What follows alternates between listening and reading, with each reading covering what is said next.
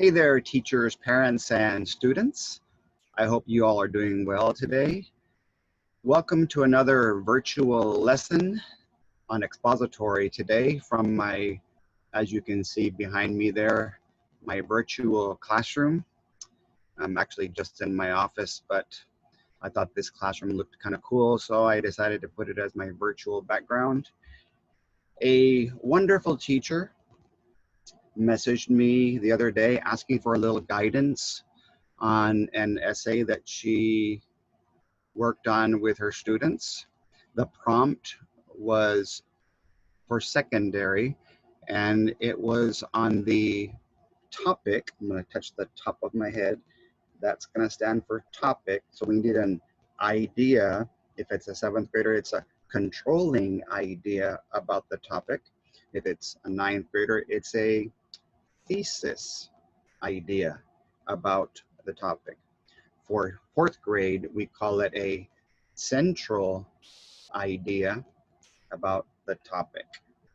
And we need to remember to connect the red light, the topic, to our yellow light, the idea, and hopefully we're going to be able to turn it into a green light by the reasons we give, the examples, the way we explain and hopefully explode and end the essay. But of course, we must take the paper to the emergency room of editing and revising. The paper I'm going to look at with you today was really great in terms of editing. It was very strong in conventions. I just have a few suggestions in terms of revision, removing and replacing some things because of some minor repetition. I'm going to be using some little blocks that I got at the Dollar Tree. They come in packages of 4, and because of the colors of my background, the colors are not going to come out very well. For our introduction, we're going to use yellow because we said we need an idea about the topic. For our first reason or example, we're going to use this little blue box. If there's a second reason or example, this is green, and like I mentioned, I've got to put it in a way so that you can see it. Because my background is green, just know that this is a green box right here. And I won't be needing it today because this teacher chose to tell her students we're going to work on one reason with an example that we're going to explain and hopefully explode. So we'll say goodbye to the green box since we can't even see it anyway. And the ending of an essay is either going to be a desert, meaning there's nothing there. It will be leftovers, meaning that we either restated or repeated things that we already wrote in the introduction and the body. Or it could be a dessert, where instead of repeating or rephrasing, it's more of a reflection of how life is different or better or worse if we all applied the ideas that the student, or in this case the students and the teacher, wrote about in their essay. So what I'll do to help us count the quantity and quality, I'm going to be using some Smarties that I've placed inside this little butter container, little free promo for, I can't believe it's not butter there. So for each sentence that we read, we're going to place one Smartie in the corresponding section: introduction yellow, body blue, conclusion red. And if we find repetition, we're not going to place a Smartie in there. If we find details that sort of explode the essay, we'll add an extra Smartie for extra credit. Exploding is the bullet that says choose your words carefully.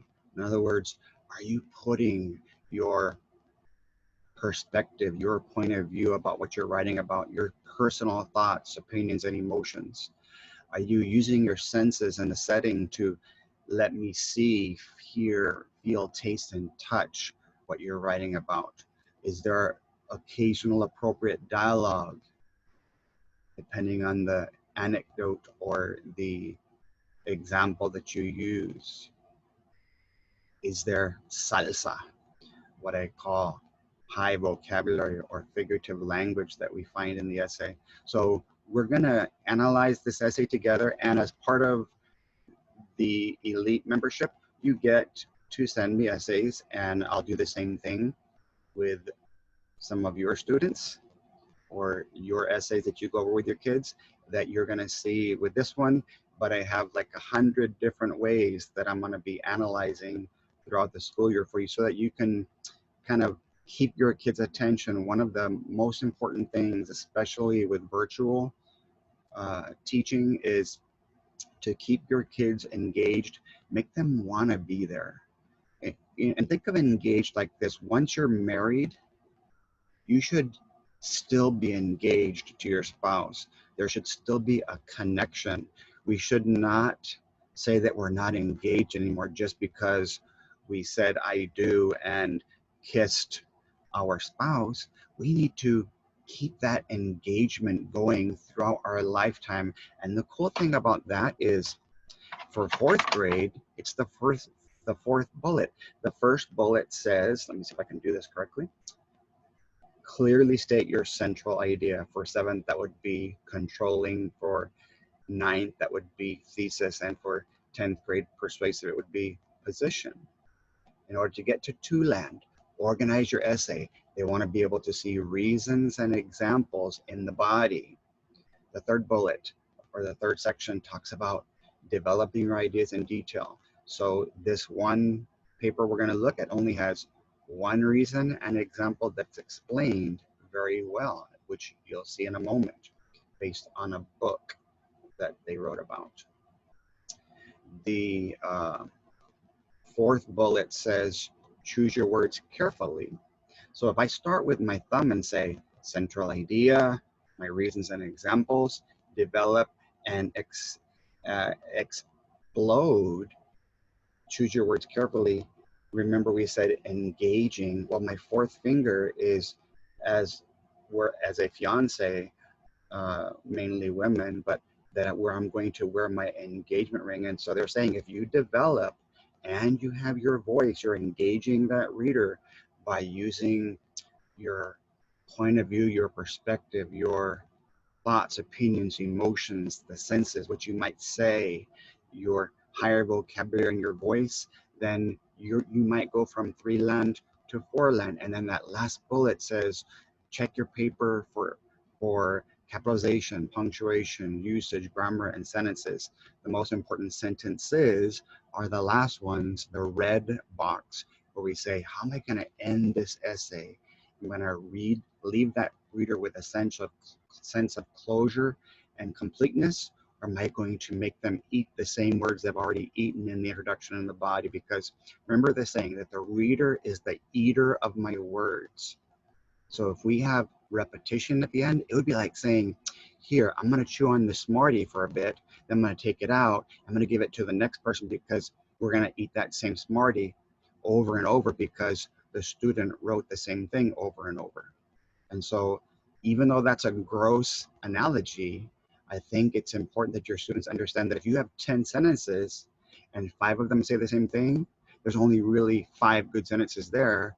So that repetition takes away from some of the development, and that turns a 3-4 paper into a 2-3 paper. And if there's too much repetition, a 2-3 paper can go all the way down to a 1-2 paper. And the reason I'm saying 2 numbers is because writing and the scoring of it is very subjective. They look at 3 things when they're grading your essays. And if you think of yourself as a doctor, Bugs Bunny says, what's up, doc? And those are the 3 acronyms, the 3 letters that the reader has to use when they're grading a paper. The D is development with voice. The O is how is it organized? And the C is how good are the conventions? And so your students can get from a 0 all the way to a 4 from each reader, 2 readers, depending on the quality of doc, development with voice, organization, and conventions. Now, if one person says they give the paper a 1 and somebody else gives it a 3 or a 4, that's not called adjacent. So those two scores get thrown out. The two scores have to be equal to each other or one apart except for a zero, which I'll be talking about in my next video using my expository detailed lesson plan. So be sure to watch for that in a little bit here.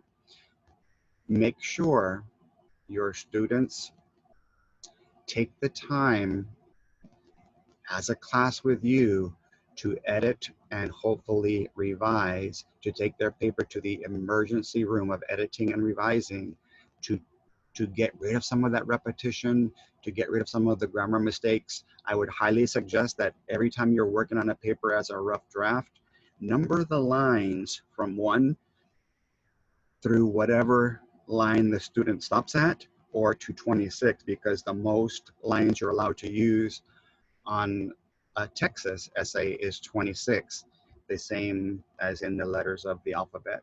So let's take a look at the essay. I have my classroom document camera, so you can take a look at the essay and we can kind of discuss its strengths and weaknesses. I've already read it myself. So the prompt, the topic was write about the importance of setting goals. So think of this. Wow has several meanings, but right now it's going to mean W, underline right, and circle any keywords. Well, importance and setting goals are the key words. So if they read the entire essay, the graders, and find nothing about setting goals or if they're important or not, then the students will get a 0 for not responding to the topic, or an off-topic response. That's one of the 9 reasons you can get a 0. The reason I have it here though, it's wow, as in what other word could I use besides the word important or possibly setting goals, because you don't have to always use the same exact words. If you're gonna use the restating of the prompt in the introduction, that's fine. Just don't use important and setting goals multiple times throughout the essay, because that's gonna hurt the score because of what we said, repetition. So let's go ahead. I'm going to get my yellow box. You can see it right here. And just so you can know, at the end of each sentence, I'm going to place one Smartie inside. And if I find something bling, something engaging, something interesting, something that explodes the essay, I'm going to put an extra one. And what I'll do is I'll make a little ding sound. That way you know when I'm placing one. Since you really can't see me doing that, all you can see is the essay. Well, I think, yes, I can make sure that you can see me placing the Smarties inside the box. And again, you can buy these 4 colors at the Dollar Tree. Yes, you can have 3 reasons or 3 examples, but remember that in order to get a 3, all of your reasons have to be developed. In order to get a 4, they have to be developed and exploded. You have to be choosing your words carefully while you're doing the developing of each example and reason. So let's get started, shall we? A vehicle cannot reach its destination without gas. In the same way, let me put my little ding. In the same way, now, should I give extra credit for that metaphor? That yes, because of the way that they started, their attention getter, their hook, their lead was interesting, and it does connect to what they're about to talk about regarding the topic. We're going to give extra credit for that. In the same way, an individual cannot reach their dreams without setting goals. Now, just a quick grammar, an individual is singular, there is plural, so you would want to say, I need to say an individual cannot reach his or her dreams without setting goals. Now, that's the student mentioning the topic, and those are perfectly fine to do. I'll go ahead and put in a Smartie there. Goals are the fuel that can help you reach your dreams. So that's another great metaphor. So I'm going to give one for the sentence and one for the way they connected it to the metaphor that they mentioned about a vehicle. Now, here's where there's a little bit of repetition. It's important to set goals because they allow you to focus and they are small steps towards achieving your dream. Since you already told me about the dream part, be careful not to repeat words or phrases in 2 consecutive sentences. So I will go ahead and give one because of the word focus, that it's going to help you to stay focused on something. But I won't give any extra because of the little bit of repetition. All right, so the body for expository, you have to tell the reader why, hopefully give an example of what you mean, explain it, and explode it with that higher vocabulary. So we have for the introduction 1, 2, 3, 4, 5, 6 Smarties. Let me set that aside. So we're going to move to the body.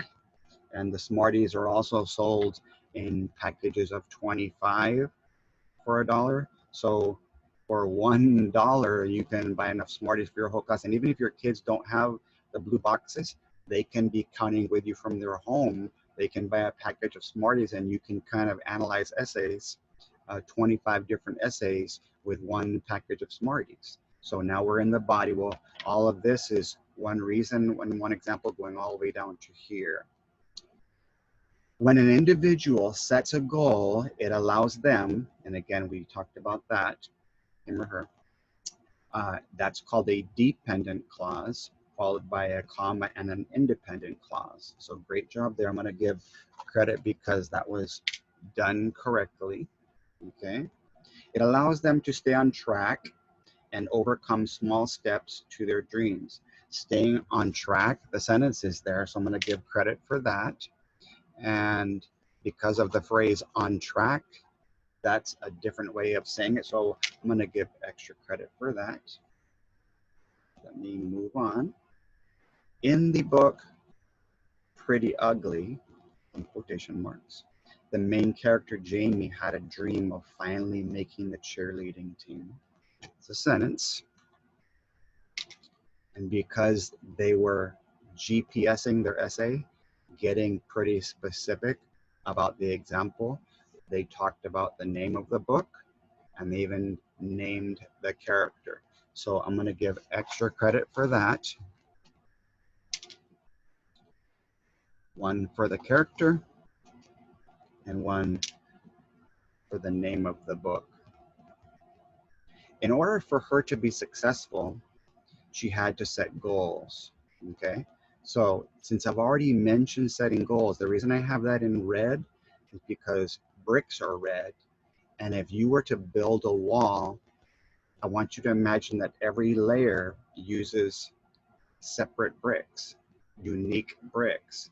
And so what you can do is use red on the paper to show the student for each brick, in other words, for each word or phrase that you used again, I'm going to underline it in red so you can think when you're done, you can revise it by removing the repetitive words or phrases and replacing them, because that's what revising is, adding, removing, replacing, or moving content around. So we would want to figure out, what could I write instead of setting goals? And so you and the class could talk about that. One of her goals was to practice at 2 hours at home every night, period. Okay. Your kids have a problem with run-ons, you might make them verbalize the periods, and then you tell them, I'm not going to place a Smartie inside the box unless you actually have a period. It's not enough to pause. There's a stop sign there. And a stop sign means it's the end of the street, just like a period is the end of the sentence. Although her friends hung out after school, Jamie remained focused on the goal that she set. That's another correctly written dependent clause followed by an independent clause. I'm going to give extra credit for that. But the phrase hung out at school, that's a way that students talk. And so the voice of the student came out a little bit there. So I'm going to give extra credit for that. Let me see if I can see where we're at. Jamie, since I already mentioned Jamie, you're going to tell your students, go ahead and use pronouns. You can say she, since on the very line before, we already established who we're talking about. And so we would want to change Jamie to she. And that's revision because of the repetition of the content. Also set small goals to learn her new gymnastic tricks by watching videos. So gymnastic tricks, I can imagine her doing that. And she's being specific about how she's going about trying to become a better gymnast. This would give her a leg up at the tryout. Now, I call idioms a form of expression that are only an idiot would believe that she actually has a leg up. Now, she literally probably does have a leg up because we're talking about gymnastics here, but because she used an idiom correctly, I give extra credit for that, and I can't remember if I did or not, so I'm going to go ahead and give one right now.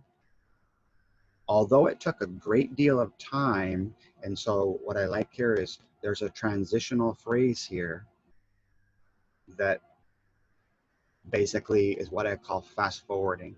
She didn't talk about every single thing that went on between the time that she started watching videos and practicing to the time that she gets picked or selected to the team. So you can teach the kids the importance of fast forwarding. Now, the only thing I didn't want is tell your kids to circle the first word of each sentence. And since you already started with although on 2 sentences previous to this one, you would want to try and use a different transition word instead of although, even though we could say it took her a great deal of time. She learned the tricks and it helped her make the team. Okay, so that's another result. By Jamie setting goals repetition, she was able to remain focused. We would want to change focus to focused, just ED, and overcome smaller goals, which in turn, we would want to turn ED, in turn helped her achieve her dream. I'll give her credit for that. I would have given extra for the complex sentence, but because of the repetition and the grammatical errors, we will hold off on giving the extra credit. Now, so that's the body. So as you can see, this was all about one reason, one example, using the book Pretty Ugly and the main character, Jamie, to explain. So all we have left now is the conclusion. And so I wrote some words at the bottom here. Are you going to give the reader a desert, meaning there's nothing there, there's no conclusion at all? And I remember receiving an email from Victoria Young before she retired. The beginning of STAR, she said, students must write complete essays to qualify for a 3 or a 4 on expository and for persuasive as well. So if there's no ending, I call that whiplashing the reader. So you need to know, no matter how great the essay sounded up until now, if you feel strongly that there was no ending, that they just abruptly stopped the essay, you have to give it a 2. You can give it a 2+ if you have that in your classroom, like a high 70 something possibly, but it can't get a 3 or a 4 according to Victoria Young, who helped the state design the test and the rubric for scoring them, the essays.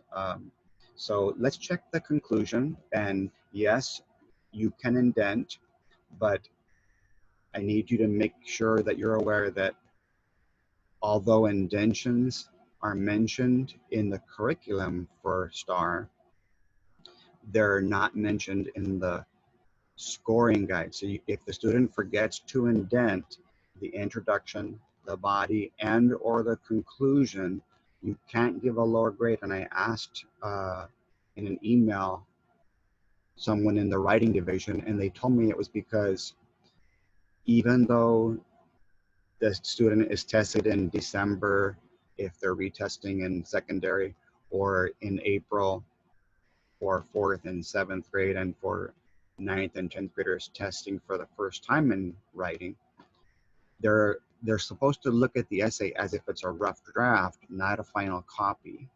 And so, yes, teach indentions, but no, don't give a lower grade because they forget to indent. It says on the scoring guide, you have meaningful transitions as you move from idea to idea. Your sentence to sentence connections are great. And it doesn't mention the word indention or indent because they didn't want that to be part of the reason to lower the grade. We want some organization, we want indentions, but you just can't lower the grade according to the scoring guide if they forget to do that. So let's check our red box, our conclusion, our caboose, if you want to call it that, since cabooses are red. To sum it up, now I'm going to give one there because a lot of kids just write in conclusion. At least they're giving me different socks to go with their shoes instead of wearing the same socks in conclusion over and over. Goals are extremely important to an individual's life. Now, since we already mentioned individual and goal and important as well, I'm not going to give any more for that because that so far is leftovers. Not only do they keep you focused, we would probably say focused, but they are small steps to help you reach your big dreams. Since all of that had been mentioned before, I'm not going to give any extra credit. And you might teach secondary students to change big to a synonym of big, if at all possible.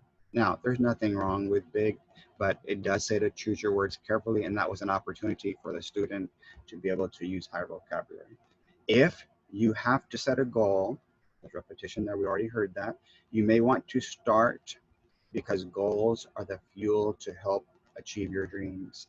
Now, since I already mentioned the fuel and achieving the dreams, the only thing that I would really work on intently with this paper is a conclusion that really is more of a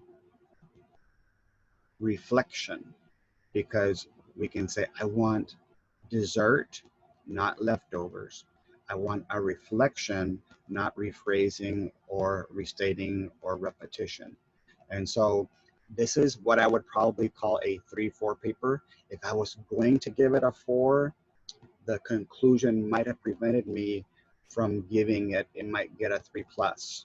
And so this could possibly get a 4 by some graders because it is pretty well organized. It has one developed reason, but because of some minor repetition, I believe it would probably get a 3 from the readers because we have to balance the traits of development with voice, organization, and conventions.